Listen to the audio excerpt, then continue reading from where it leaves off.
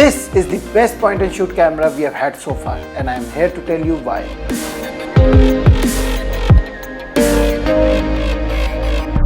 So I am a big tech nerd who loves cameras and have some substantial knowledge about it. Why am I telling you all this? Because I want you all to know that I am a photographer and this is a photographer's review of the Mi 11 Ultra.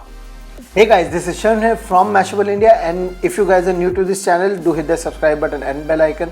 No. Do one thing. We just uploaded a COVID-19 video on our channel on what you should do for home isolation and how you should protect yourself. Go and watch that after you finish this video, or you can stop this video here, go and watch that and come back to this video. Because see, this phone is interesting, I have a good video for you guys, but protecting yourself against COVID-19 is much more important. First, let me explain why the Samsung ISOCELL GN2 in the Mi 11 Ultra is such a big deal. It is the largest camera sensor to be found in a smartphone yet. Here is a size comparison. This is a full frame sensor, which is obviously too big for a smartphone. This is an APS-C sensor. This is a Micro Four Thirds sensor. This is a 1-inch sensor. And this is Samsung GN2, which is only 12% smaller than the 1-inch sensor. So obviously, who does not have a lot of knowledge about this will ask me, what are the advantages of having a bigger sensor? So there are two major advantages of having bigger sensor. One, bigger the sensor, more the light can be captured by the sensor and more light results in a better image quality. Second, bigger the sensor, better the background blur, which is known as bokeh.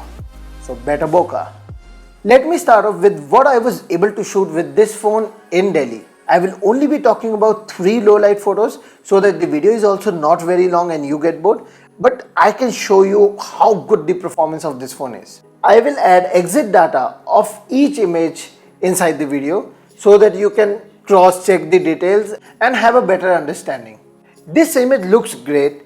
There is very little noise, color reproduction is good. But yes, there are some lens flare from the headlights of the car. Moving to the next image. This image is a perfect representation of how good the camera is in low light. The image is not overblown by the tube lights. The text on the advertisement is visible. The colors are on point. I am very impressed with this image. And for the final image of low light samples, we have this image. In this image, we can see the shadows towards the right are not crushed. We have a lot of details over there, but it looks like a darker area, a shadow. If you notice, the ISO of this image is around 600, which is low enough to give us very less noise. The overall image looks very good and very social media ready.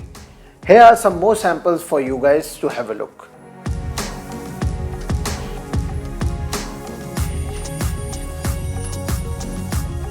Now that we have done with the low light samples, you guys must have noticed that I have only showed you guys camera samples from the primary sensor. That is because that is the best sensor on your smartphone, and if the lights are challenging, I prefer to use the primary sensor only because that will get you the best results. The ultra wide and telephoto will get the job done, but it will not be that good or as good as the primary sensor. Okay, we do have a couple of other sensors over here. Let me talk about that first. So both of them are 48 megapixel Sony IMX586 sensors.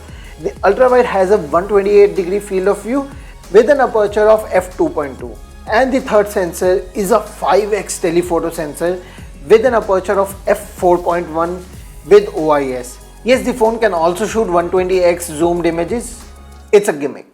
I show you a couple of samples on 0 to 120x, but overall it's a gimmick. Let's see some daylight samples. This one turned out pretty good. The wind was blowing, the leaves were moving at a good pace.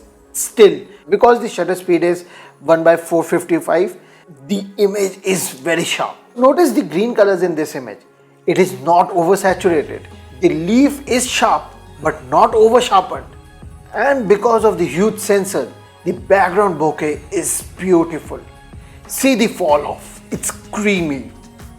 Moving on to this image. Again, in this image we see the shadows are not crushed. The contrast between the sunlight and the roads with shadows are very well managed. I also took an ultra wide shot over here. Okay, I will remind you again. The ultra wide shot is 128 degrees field of view. That is very wide. The performance of the ultra wide sensor is very good. Okay, so in this one, I will show you the performance of 5x zoom. This is the image from the primary sensor, and I must say the overall image is pretty good. And here is the 5x zoomed image. Notice there is a little bit of color shift in the gate. Other than the color shift, the overall performance of the 5x zoom sensor is very good. Here is where 5x zoom can be pretty useful. Also a reminder, the 5x zoom sensor is f4.1. So the low light performance is not good. So yeah, I am really impressed with the camera system on the Mi 11 Ultra, not only because of the GN2 sensor, it's amazing, but also because of the versatility of the other sensors. To complement the hardware, there needs to be a good software, and Xiaomi's camera app is pretty good. The app is easy to use and navigate around. Also there is a Pro mode, which is very robust, where you can choose which sensor you want to shoot with. The ISO and shutter speeds are very easy to adjust. There is a Pro video mode over here as well, where we have the same options of choosing which camera sensor to choose. In terms of video resolutions, you can shoot 8K 24 FPS at the top end. What's amazing is that it's supported in all three camera sensors. You can also shoot in 4K 60 FPS. There is log video recording support as well for better dynamic range. Here's a video sample from 8K 24 FPS. First of all, it's very sharp, the colors are good, and the stabilization is very good.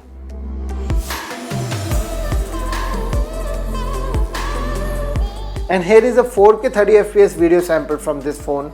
The sharpness on this one is also pretty good. The main thing we notice over here is the background blur, and the overall performance is good. There's one more thing that I haven't talked about yet, which is the display on the back of the phone. This one. Yeah, it's working. So it's a 1.1 inch AMOLED display which has a little bit of customization, but the biggest advantage of this display is taking a selfie with the rear camera.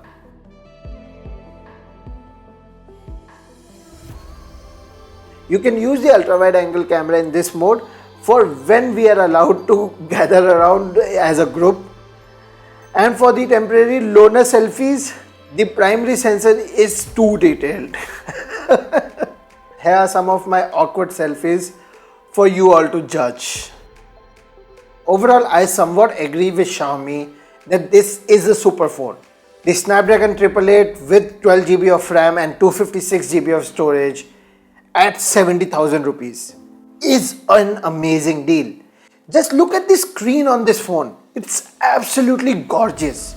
It's a 6.81 inch Quad HD Plus display at 120Hz refresh rate. The build quality is top notch with ceramic back, and to the front we have Gorilla Glass Victus. But a negative side, the camera bump is so ridiculous that it's a joke or a meme, and the phone weighs a lot. But in my opinion, this is the best point and shoot replacement we have had so far. I will keep using it as my primary device because of the camera system. The best camera for you is the one that you can carry everywhere, and that is usually that fits in your pocket. And I don't think there is anything better than this that can fit in your pocket easily.